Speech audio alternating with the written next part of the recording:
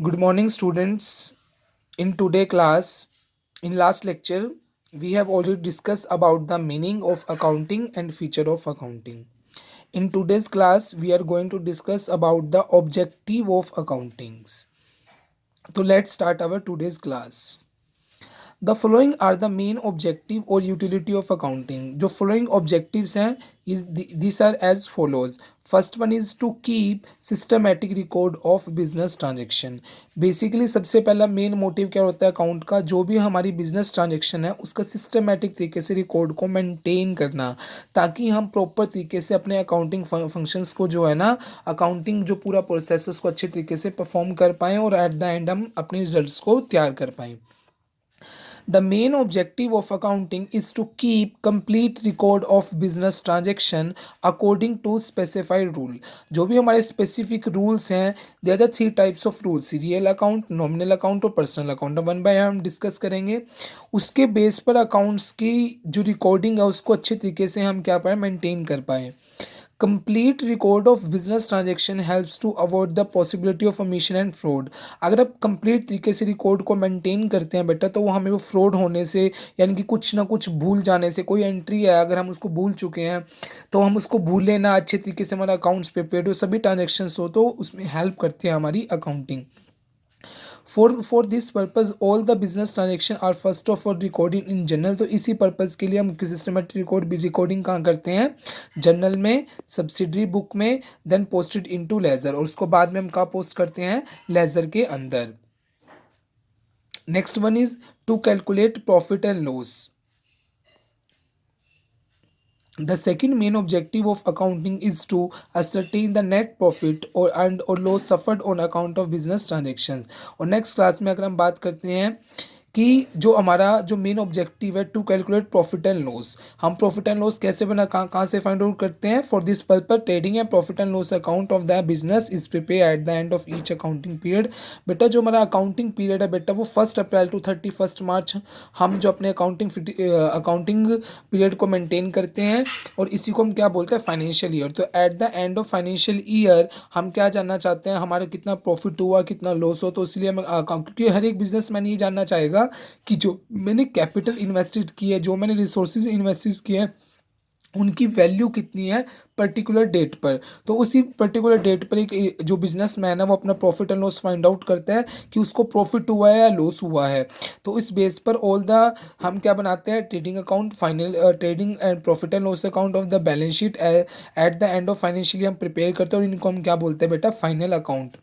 All the item relating to purchases, sales, expense, revenue of the business are recorded in trading profit and loss account. If the amount of revenue exceed the expenditure incurred in earning that revenue, they is said to be profit. In case expenditure, वो भी आपको पता है, अगर आपकी revenue का मतलब आपने कितना कमाया, अगर रेवेन्यू ज़्यादा है और आपकी जो एक्सपेंडिचर कम है, तो हम ये कह सकते हैं हमें प्रॉफिट हुआ. अगर आपके एक्सपेंडिचर ज़्यादा है ओवर रेवेन्यू, तो we can say firm is going to suffer with loss. Firm loss के कंडीशंस में है. In addition, a businessman is able to get the following information by preparing a trading and profit and loss account. और इसके साथ साथ जो है ना, एक बिजनेसमैन जो ट्रेडिंग और प्रॉफिट एंड लॉस अकाउंट बना करके बहुत सी इंफॉर्मेशन को अवेलेबल करता है, प्राप्त करता है. For example, how much goods have been purchase during a particular period. कितनी गुड्स जो है वो परचेज की गई हैं, कितनी गुड्स को सेल किया गया है. How much goods have remained unsold, what is the value, उनकी वैल्यू कितनी है, कौन सी गुड्स हमारी अनस्टॉक है, अनसोल्ड है, कितनी हमने सेल की है, कितनी परचेज की है, कितने हमारे एक्सपेंडिचर हुए हैं वेन्यू को जनरेट करने के लिए. तो सब इंफॉर्मेशंस हमारी अवेलेबल की जाती है अकॉर्डिंग टू अकाउंटिंग. तो फर्स्ट ऑब्जेक्टिव क्या था, to keep systematic record of business transaction, और सेकंड मेन ऑब्जेक्टिव क्या है, टू कैलकुलेट प्रॉफिट और loss. The another objective to know exact reason leading to the net profit और net loss. और next main objective क्या है कि हमें अब नेट प्रॉफिट और नेट लॉस कितना हुआ. बेटा ट्रेडिंग अकाउंट से हमें पता चलता है ग्रोस प्रॉफिट और ग्रोस लॉस के बारे में, और जबकि हमें नेट प्रॉफिट और नेट लॉस हमें कहाँ से पता चलता है, प्रॉफिट एंड लॉस अकाउंट बना करके हमें ये पता चलता है कि हमें एक फर्म को कितना प्रॉफिट हुआ, नेट प्रॉफिट कितना हुआ, जिसके ऊपर वो टैक्सेबल जो है ना अपने अकाउंट्स के ऊपर टैक्स को पे कर सके. The another objective to ascertain the financial position of the business. For a businessman, mainly ascertaining profit और loss of the business is not sufficient. एक बिजनेसमैन के लिए ये जानना कि वह सफिशिएंट नहीं है कि प्रॉफिट और loss. The businessman must also know the financial health of the business. एक बिजनेसमैन ये भी जानना चाहता है उसकी फाइनेंशियल पोजीशन कितनी है, फाइनेंशियल हेल्थ कितनी है। For this purpose after preparing the profit and loss account statement is called balance. After मतलब प्रॉफिट एंड लॉस अकाउंट बनाने के बाद एक स्टेटमेंट को प्रिपेयर किया जाता है जिसको हम बोलते हैं बेटा बैलेंस शीट।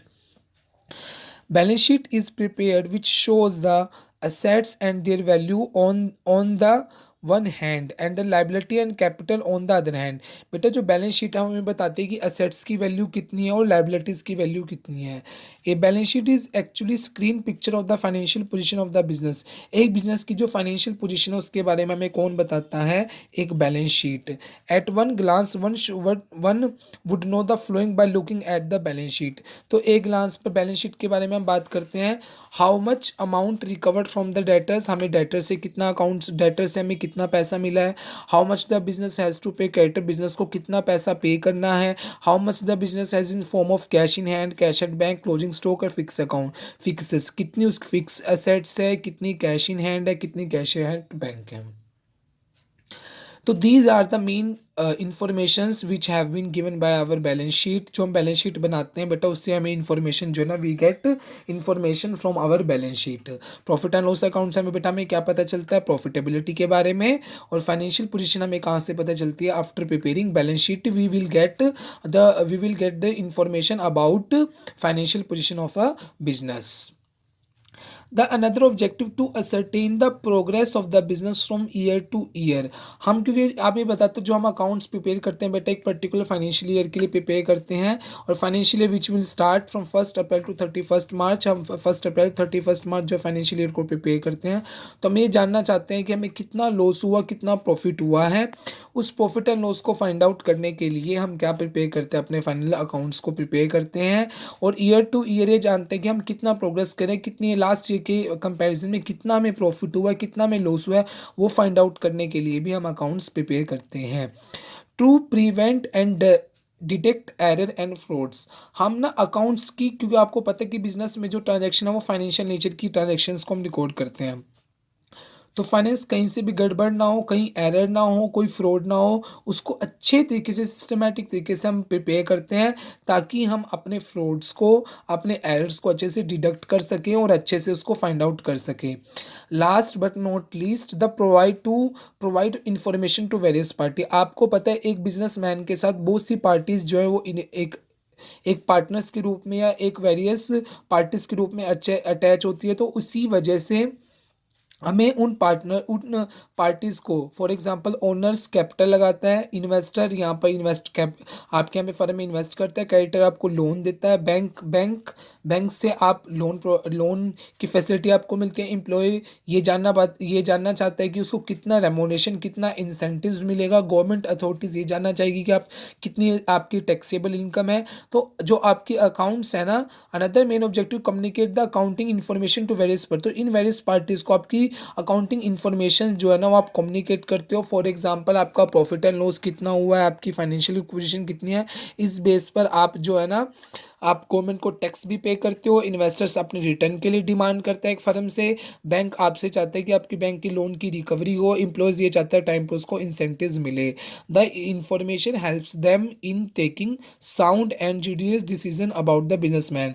और फर्म के बिजनेस के बारे में आप फर्दर फर्म कितना प्रॉफिट एंड लॉस कमाएगी, कितना कितना फाइनेंशियल पोजीशन क्या रहेगी, तो इन सब के बारे में इन फ्यूचर जो डिसीजन लेने के लिए हेल्पफुल करता है आपका जो अकाउंट्स है। तो these are the objective of accounting. और हमने डिस्कस किया ऑब्जेक्टिव ऑफ अकाउंटिंग के बारे में कि how many objectives of accounting. और वन बाय वन हम नज़र डालें। फंक्शन ऑफ अकाउंटिंग में accounting performs the following major function, maintaining complete and systematic. Same functions उसके ऑब्जेक्टिव की तरह काम करते हैं कि कंप्लीट सिस्टमेटिक रिकॉर्ड मेंटेन करने में हेल्प करते हैं। Communicate the financial result to various parties.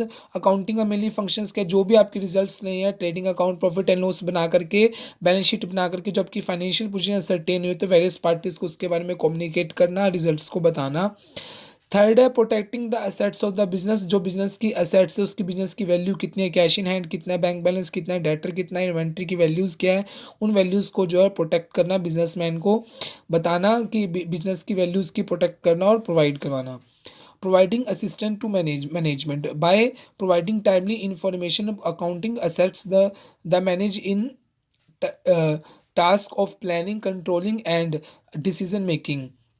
Start में करना कि प्रोवाइडिंग असिस्टेंट, अपनी मैनेजमेंट को असिस्ट करना, उनको बताना कि आपकी फाइनेंशियल पोजीशन क्या रही है, आपकी फाइनेंशियल पोजीशन क्या है, आपकी प्रॉफिटेबिलिटी, ताकि इन फ्यूचर जो है एक मैनेजमेंट जो उसके बारे में हम डिसीजन ले सके, प्लानिंग कर सके, कंट्रोलिंग कर सके और decision making. Last, compliance of legal needs, इसके साथ साथ आपको पता under the provision of various law such as companies act, income tax act, goods and services tax, a business firm has to submit various statement such as annual report, income tax, GST returns. तो accounting perform this function by supplying the information to the government agency. तो इस base पर ही जो है ना एक company एक जो अकाउंटिंग है वो इन्फॉर्मेशन प्रोवाइड करती है, ताकि आपकी टैक्सेबल इनकम पर how much tax you will have to be paid, आपको कितना टैक्स पे करना है, कितना आपकी जीएसटी रिटर्न बनेगी, तो उस बेस पर इंफॉर्मेशन हम प्रोवाइड करते हैं। तो दीज आर द फंक्शंस और ऑब्जेक्टिव ऑफ अकाउंटिंग।